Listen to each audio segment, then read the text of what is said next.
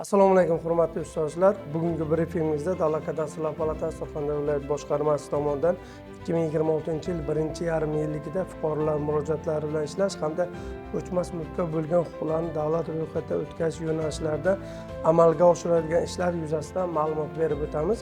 Avvalo fuqarolar murojaatlari bilan ishlash masalasiga to'xtalsak, boshqarmamiz faoliyatining asosiy mezonlaridan biri aholi murojaatlarini o'z vaqtida xolis va qonuniyligini ko'rib chiqishdan iborat. 2026-yil 6 oy davomida Davlat kadastrlar palatasi Surxondaryo viloyat boshqarmasiga jami 2539 ta murojaatlar kelib tushgan. Ushbu murojaatlarning tahlili shuni ko'rsatadiki, ularning asosiy qismini kadastr hujjatlarini rasmiylashtirish bilan bog'liq masalalar tashkil etmoqda.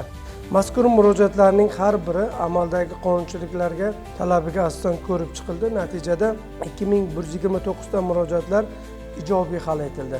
310 nafar murojaatlarga huquqiy tushunchalar berish va zarur tavsiyalar berildi. 85 ta murojaatlar qonunchilikda belgilangan asos bilan rad etildi va 15 ta murojaatlar bo'yicha o'rganish ishlari davom etmoqda. Bu ko'rsatkichlar boshqarmamizda fuqarolar murojaatlari bilan ishlash tizimini samarali yo'lga qo'yilganligi hamda murojaatlarni aksariyatlar ijobiy hal etayotganini yaqqol namoyon etadi. Endilikda ko'chmas mulkka bo'lgan huquqlarni davlat ro'yxatidan o'tkazish yo'nalishida ham joriy yilning 1.5-yilligida salmoqli natijalarga erishildi. 2026-yil 6 oy davomida jismoniy va yuridik shaxslar tomonidan 62530 ta buyurtmalar qabul qilindi.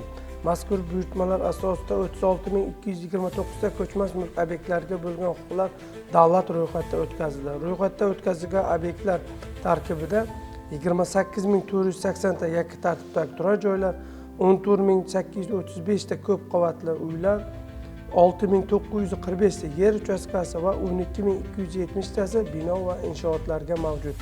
Shuningdek, kelib tushgan buyurtmalarning 21274 tasi amaldagi qonunchilik talablariga muvofiq rad etilgan. 1831 tasi ko'rib chiqish jarayonida. 3196 tasi belgilangan to'lovlarni amalga oshirishni kutilmoqda.